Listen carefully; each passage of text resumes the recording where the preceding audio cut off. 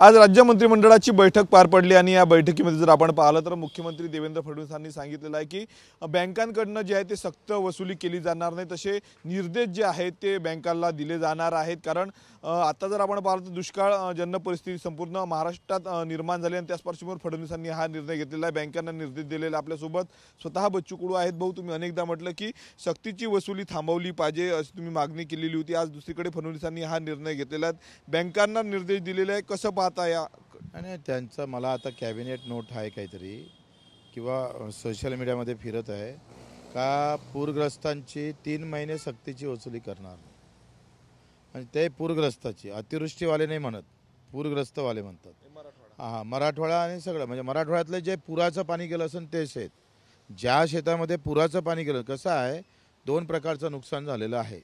एक आहे अतिवृष्टीनं म्हणजे 61च्या वरते पाणी पाऊस गेला असेल ते आणि सततचा पाऊस, आणि दुसरं पुरातलं पाणी, ह्या 3 प्रकारच्या नुकसान आहे।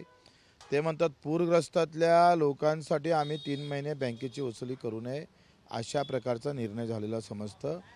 मला एक सांगा का 3 महिन्यानंतर काय चमत्कार होणार आहे शेतकऱ्यांमध्ये का वसुली तुम्हाला सुरू करावं लागेल? मग पूरग्रस्ताची जर वसुली करतो म्हणताय म्हणजे त्याला थांबवत आहे, ठीक आहे, त्यांना 3 महिन्यासाठी तुम्ही राहत दिली, पण अतिवृष्टीवाल्यांची काय करणार आहे?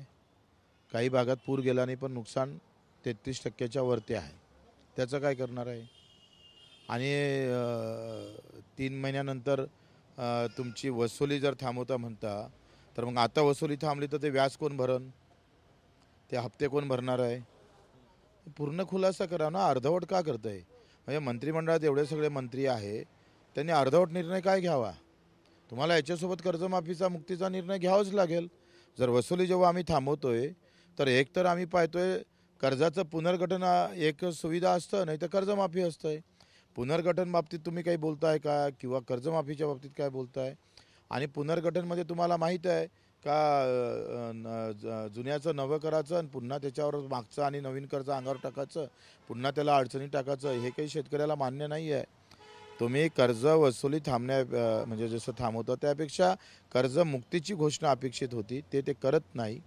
आणि जे बोलले विधानसभेमध्ये म्हणजे निवडणुकीच्या वेळेस त्याच्यानंतर ते बोलले का दुष्काळ पडल्यावर करू, आता म्हणते खरीपमध्ये पाहू, तर ही लबाडी कोणी सहन करणार नाही। बैठक झाली, आज कॅबिनेट बैठक झाली, त्यात असा कुठला ठोस तात्काळ मदतीचा निर्णय झालेला नाही आहे। 3-4 दिवसात माहिती जमा होईल आणि मग पुढच्या काळामध्ये मदत जाहीर करू आणि ती दिवाळी आधी शेतकऱ्यांच्या खात्यात होईल असंही फडणवीसांनी म्हटलं। आता तर तुम्ही काय मदत देतायत हेच निश्चित झालं नाही, म्हणजे केंद्र सरकारकडून येणारी मदत किती आहे, ते किती तुम्ही देणार आहे, राज्य सरकार किती त्याचा वाटा उचलणार आहे, हे सगळं अनिश्चित आहे। एवढं मोठं सगळं आम्ही पाहतो उभा महाराष्ट्र पाण्यात जात असताना सुद्धा त्यांची तेवढीसुद्धा संवेदना सध्या सरकारमध्ये दिसत नाही। उलट 2019मध्ये 6,800 दिले होते आणि वलताखालील शेतकऱ्यांना 8,500 दिले होते। मधात 21-22ला तुम्ही 13,000 दिले आणि आता पुन्हा तुम्ही 8,000 केले, म्हणजे काय तर्क काय आहे, काय लॉजिक आहे ते सांगितलं पाहिजे ना।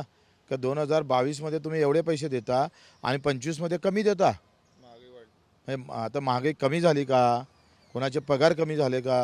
म्हणजे सगळं वाढत जात असताना सुद्धा तुम्ही हे पैसे कमी का केले, हे आमच्या हुशार मुख्यमंत्र्यांनी सांगितलं पाहिजे। एक शेवटला प्रश्न, दसरा काही दिवसांवर येऊन ठेपलेला आहे, दसरा मेळावा होणार आहे आणि राज ठाकरे आणि उद्धव ठाकरे दोघेही दसऱ्याच्या निमित्ताने एकाच व्यासपीठावर येणार असल्याची माहिती आहे आणि याच ठिकाणी मनसे आणि ठाकरेंच्या शिवसेनेची युती होणार असल्याचंही बोललं जातं, कसं पाहता? चांगलं आहे ते त्यांच्या स्तरावर। कसं आहे, आखरी 2 पक्ष आहे, एकाच घरातले परिवारातले 2 पक्ष तयार झाले। मुळात शिवसेनेची नवनिर्माण सेना झाली, शिवसेना वेगळी राहिली, पुन्हा त्या शिवसेनेची दुसरी शिवसेना झाली। आता काळाची गरज पाहून ते एकत्र होत आहे, आमच्या शुभेच्छा आहे। सर्व शिवसेनेने एकत्र व्हायला पाहिजे का? शिंदेची शिवसेना काय हरकत आहे? हा अतिरेक जर पाहिला आपण तर ठोस निर्णय काही राजकीय पक्षांना घेणं गरजेचं आहे। शिंदे, उद्धव ठाकरे आणि मनसे एकत्र, हां, काय हरकत आहे?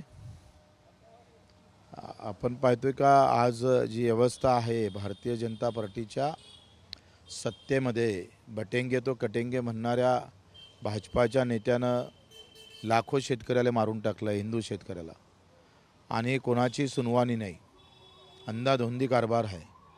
म्हणजे मन करे सो कायदा या अवस्थेमध्ये उद्या नेपाळ व्हायची वाट पाहिल्यापेक्षा राजकीय पक्षांना आता काही महत्त्वाच्या भूमिका घेतल्या पाहिजे. राजकीय पक्षांनी काही महत्त्वाच्या भूमिका घेतल्या पाहिजे अशी प्रतिक्रिया जी आहे ती बच्चू कडू यांनी दिलेली आहे. कॅमेरामॅन अनिकेत दहातोंडेसह मी स्वप्नील उमाप, TV9 मराठी, अमरावती.